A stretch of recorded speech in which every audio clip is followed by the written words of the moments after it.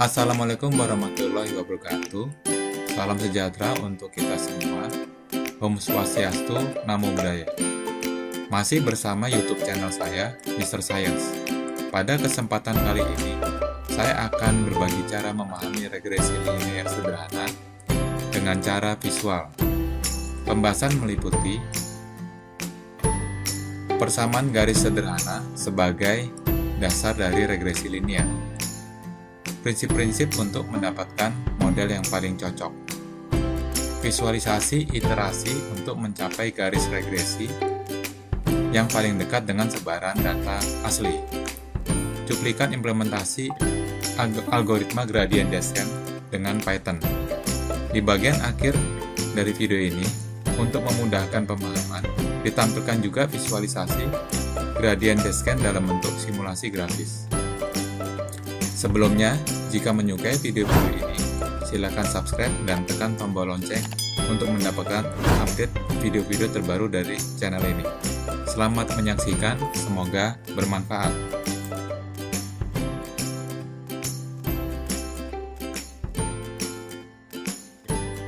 Cara lugu memahami regresi linear. Kita lihat selanjutnya grafik garis X dan Y, di mana X itu untuk variabel independen dan Y variabel dependen. Kita coba plot tabel yang di sebelah kanan ini. Saat X sama dengan 1, Y-nya sama dengan 2, X sama dengan 2, Y-nya sama dengan 3, X-nya sama dengan 3, Y-nya 2, X4, Y-nya 3, X saat 5, Y-nya 4, X6, Y-nya 6, X sama dengan 7, Y-nya 8, X sama dengan 8, Y-nya sama dengan 7. Selanjutnya dari sini kita bisa menghitung persamaan garis dengan rumus Y sama dengan MX tambah C. Dalam persamaan garis ini, rumus dari M alias kemiringan itu adalah sigma X minus X prediksi dikali Y minus Y prediksi dibagi jumlah dari X min X prediksi dikuadratkan. Hasilnya seperti di tabel berikut. Kita tahu didapat sigmanya adalah untuk yang bagian atas X min X prediksi Y min Y prediksi 37,8 dan X min X prediksi dikuadratkan 42,42. Oleh karena itu, maka M ketika dihitung menghasilkan 0,9. Selanjutnya dengan M 0,9 kita bisa mendapatkan nilai dari C. Setelah didapatkan nilai C 0,46 dan M 0,87, selanjutnya kita bisa memasukkan ke dalam persamaan Y prediksi sama dengan 0,87X ditambah 0,46. Setelah itu kita coba memplot satu persatu hasil formula tadi ya terhadap data yang ada. Untuk X1 didapat Y prediksinya 1,33, X2 didapat 2,2, X3 Y prediksinya 3,07, X4 Y prediksinya 3,94, X5 Y prediksinya 4,81, X6 5,68, X7 6,55 dan X8 7,42. Di sini selisih antara titik yang berwarna biru yang merupakan hasil prediksi dan yang kuning adalah merupakan data asli. Terlihat ada selisih, itu yang disebut sebagai error.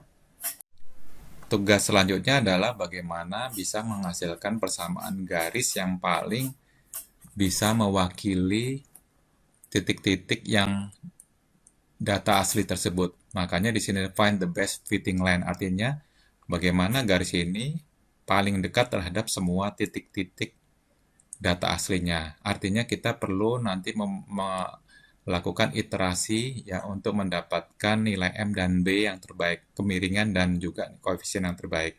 Nah, teknik ini disebut dengan gradient descent. Artinya nanti kita akan mencoba untuk mencari titik yang paling optimal, titik yang paling minimum, sehingga memastikan bahwasannya garis prediksi ini dapat digunakan atau garis prediksi ini merupakan garis yang terbaik. Konsepnya sederhana, yaitu kita lihat misalnya ada persamaan garis dengan rumus Y sama dengan MXD tambah C. Nah, di sini nanti kita akan melakukan adjustment terhadap nilai M dan C atau melakukan iterasi sejumlah nilai, dimasukkan satu persatu titik nilai M dan C sehingga didapatkan jarak antara titik garis ini terhadap nilai-nilai prediksinya itu yang paling dekat. Jadi misalnya di dalam gambar ini terlihat misalnya ada titik-titik yang warna biru adalah data yang asli, lalu di sini ada garis yang awalnya seperti ini. Ini bisa terjadi kalau digeser menjadi underfitting, misalnya seperti ini, yang justru ini bergeser, atau malah bisa juga bergeser ke atas ya. Nah, ini bisa underfitting atau overfitting. Nah, akan kita cari garis yang paling fit sehingga dihasilkan model yang paling fit terhadap permasalahan. Ada berbagai algoritma optimasi yang bisa kita pakai. Dalam hal ini, kita menggunakan algoritma optimasi yang digunakan untuk mencapai minimum lokal dari fungsi yang didiferensiasi. Nah, dengan cara apa? Dengan cara menurunkan gradien ini sehingga gradien ini mencapai titik yang optimum, yaitu pada saat minimum fungsi biayanya minimum. Caranya adalah dengan melakukan iterasi berulang-ulang, memberikan initial weight bobot awal, bobot ini, terus ya dilakukan iterasi berulang-ulang ya, sehingga pada suatu titik gradien ini bersentuhan dengan garis ini hanya satu titik. Kalau diperhatikan di garis ini gradien ini atau garis ini bersentuhan dengan kurva ini di banyak titik.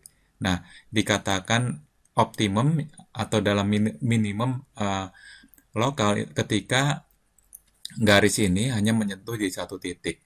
Nah, ini adalah contohnya. Nanti kita coba membuat algoritmanya sedikit ya. A few moments later.